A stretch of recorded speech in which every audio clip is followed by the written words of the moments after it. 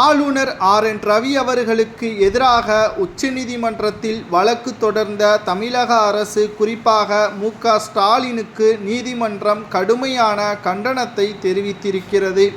இன்று நடைபெற்ற உச்சநீதிமன்றத்தின் வாதங்களில் தமிழக சட்டப்பேரவை தாக்கல் செய்து நிறைவேற்றப்பட்டு ஒப்புதலுக்காக ஆளுநருக்கு அனுப்பப்படக்கூடிய மசோதாக்களை ஏன் நிறுத்தி வைக்கிறார் ஆளுநர் ரவி என்ற கேள்வியே ஆளும் கட்சியின் வழக்கறிஞர் நீதிபதியிடம் தெரிவித்திருக்கிறார்.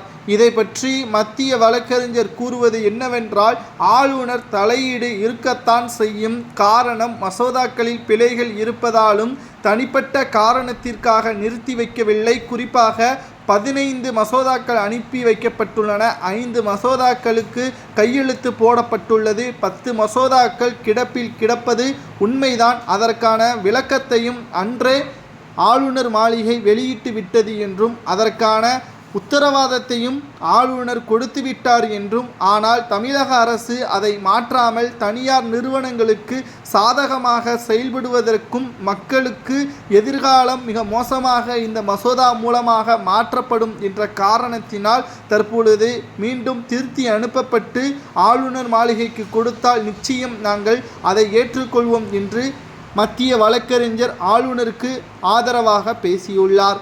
இந்த விவகாரத்தில் RN ரவிக்கு எதிராக தமிழக ஆளுநர் என்ற அடிப்படையில் ஒரு வழக்கையும், பல்கலைக்கழகங்களின் வேந்தர் என்ற அடிப்படையில் ஒரு வழக்கையும் தமிழக அரசு உச்சநீதிமன்றத்தில் கடந்த 2023 தாக்கல் செய்யப்பட்டுள்ளது.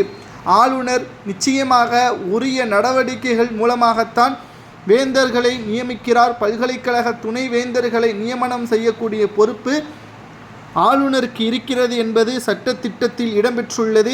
தீர்மானங்கள் சட்டசபையில்தான் நிறைவேற்றப்படுமே தவிர ஆளுநர் மாளிகையில் நிறைவேற்றப்படாது என்று நீதிபதியும் தெரிவித்திருக்கிறார். அதாவது, உங்களுக்குள் இருக்கக்கூடிய பிரச்சனையை நீதிமன்றத்தில் கொண்டு வருவதற்கு முன்பாக மசோதாக்களில் ஏதேனும் பிழையில் இருந்தால் அதை திருத்தி மீண்டும் அனுப்பப்படுவதுதானே சரி.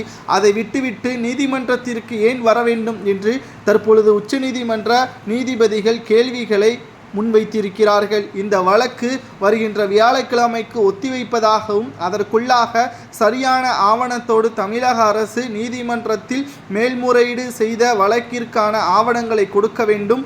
ஆளுநர் செய்த தவறை சுட்டிக்காட்ட வேண்டும்.